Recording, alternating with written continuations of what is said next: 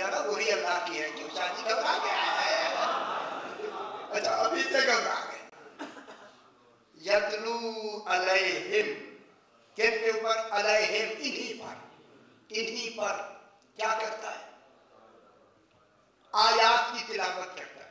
चलो कुरान ही की सही या अल्लाह की सही, फिर ये आयात कोई तो निशानदेही करेगी कि ये किताब की आयात है या कुरान की आयात है।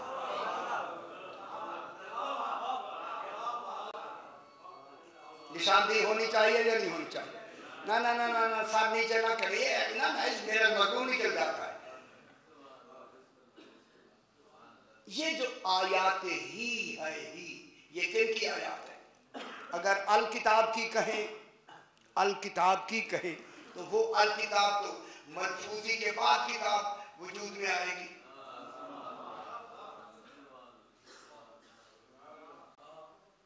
वजूद मलफूजी के बाद क्या बन जाएगी? किताब। अच्छा मैं जल्दी से दो जुमले कह दूं।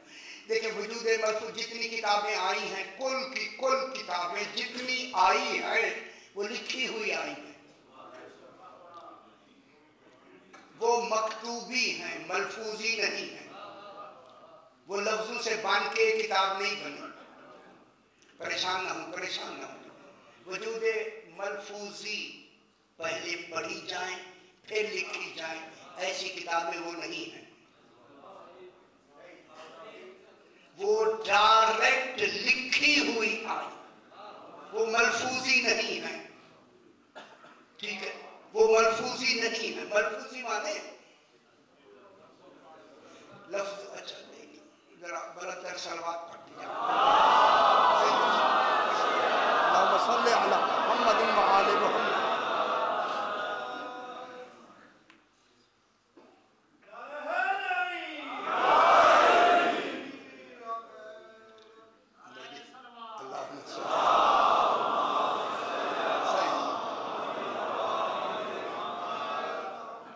जितनी किताबें आई हैं अंबिया और रसूल के लिए, चलो मैं मजमून बदल देता हूँ। अंबिया और रसूलों के लिए जितनी किताबें आई हैं वो लिखी हुई आई हैं, लेकिन कुरान पहले रसूल ने पढ़ा, मलफूजी बना, फिर वजूद में आया, लिखा गया, उसका नाम रखा गया अल किताब। अंबिया के पास जो किताबें लिखी हुई आई, लिखी हुई किताब का इल्म जो रसूलों पे आया, रसूलों पे, ये इल्म का चौथा दर्जा है। लिखी हुई किताब का इल्म वजूद इल्म में चौथे दर्जे पे आता है, और चौथा दर्जाए इल्म पस्त तरीन इल्म होता है।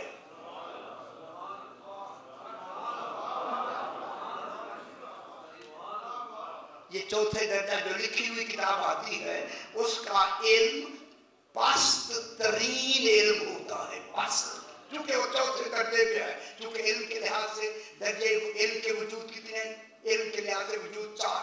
पहला हकायक नूरानिया, सोवरे ज़हनिया, सोवरे लफ्जिया, फिर आती है सोवरे कतबिया। इल्मे नबुव्वत में, नबियों की किताबों में इल्म सूरत कतबी की सूरत में आया। हकीकी इल्म उनके पास नहीं था। मैं क्या कह रहा हूं, क्यों परेशान हो? अंबिया के पास जो इल्म आया वो क्या आया?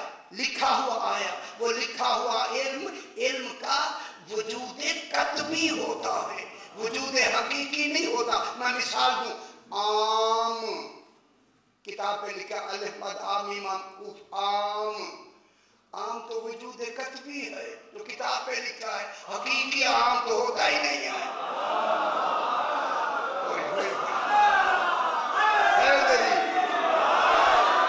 मैं जुमला कह दूं, बेशक अल्लाह नबी भी भेज दे, नबी اور انہیں کتابیں لکھ کے بھی بھیجے. نبی بھی وارث قرآن نہیں ہو سکتا تو امتی کہاں سے ہوگا؟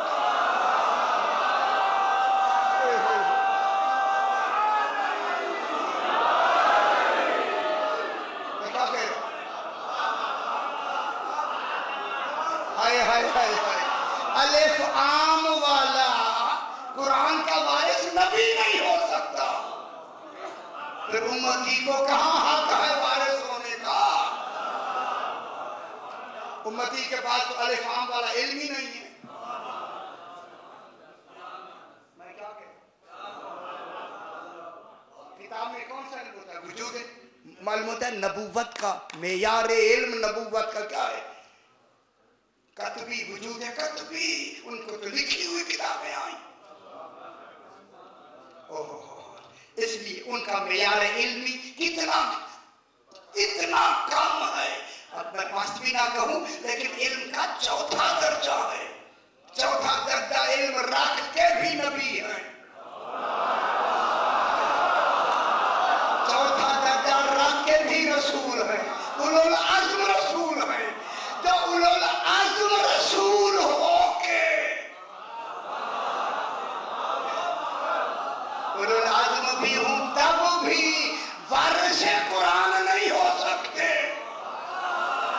کیونکہ قرآن کا علم کتبی نہیں ہے، حقیقی ہے.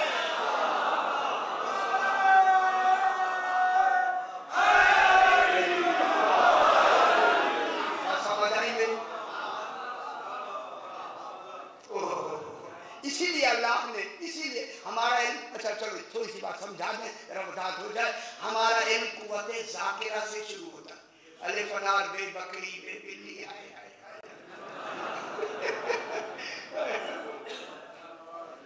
پھر آتا ہے حافظہ میں، پھر آتا ہے عاقلہ میں.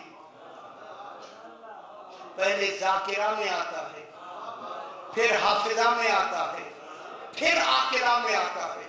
معصوم فرماتے ہیں قوت ذاکرہ میں خطا ہوتی ہے.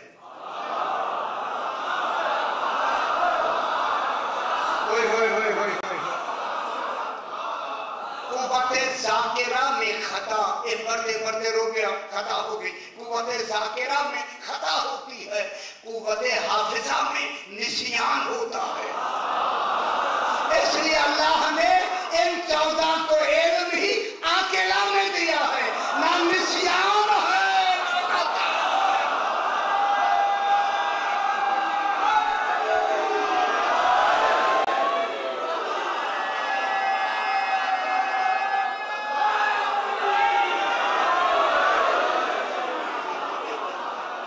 اور نہیں فرمایا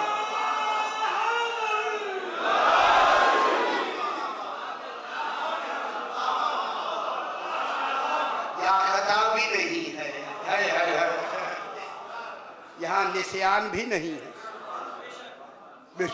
ڈائریکٹ اللہ جانتا تھا، اس لیے 14 کو علم بلند کر کے دیا.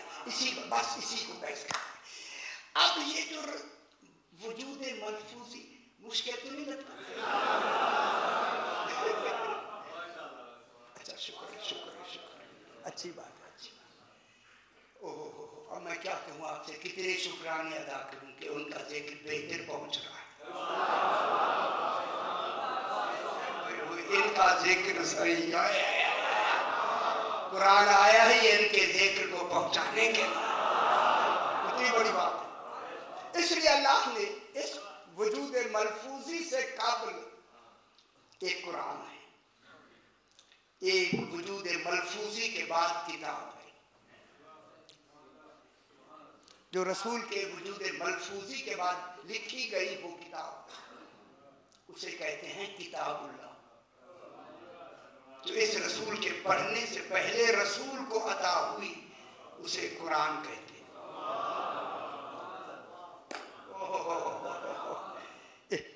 جو رسول کو پہلے عطا ہوئی وہ کیا بن گیا؟ قرآن. وہ قرآن کون بنا؟ خود وجود پیغمبر.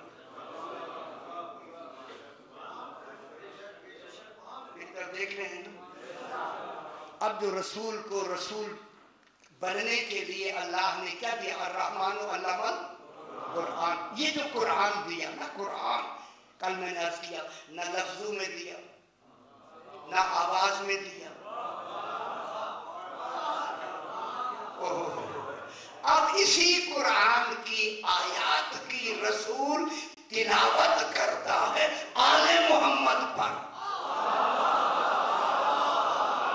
और नहीं फरमा रहे, बराए तबलीग नहीं, बराए तालीम नहीं, बराए तस्दीक कुरान।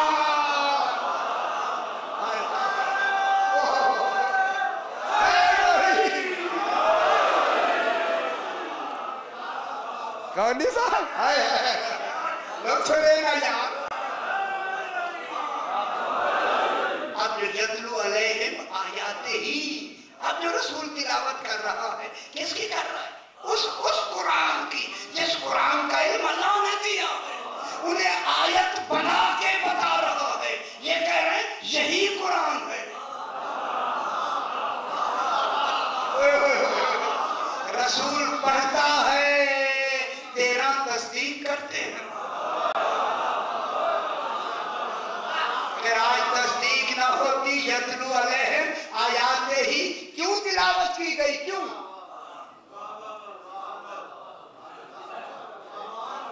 फिर तस्दीक अहले मक्का नहीं करेंगे, आले मोहम्मद करेंगे।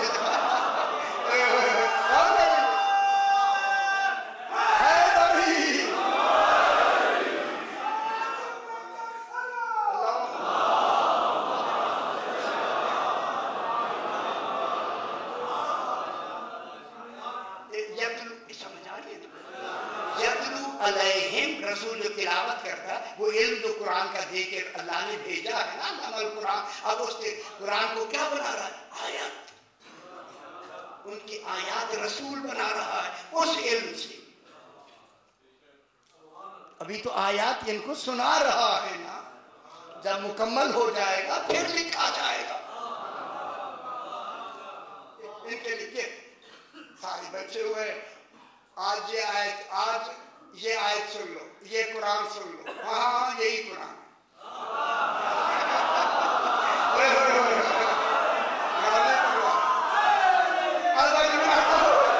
जो आयत के उतरने पर आयत की तस्दीक करें, तो फिर आयत तत्हीर इनको पाक करने के लिए नहीं आई, ऐलान तहारत के लिए आई।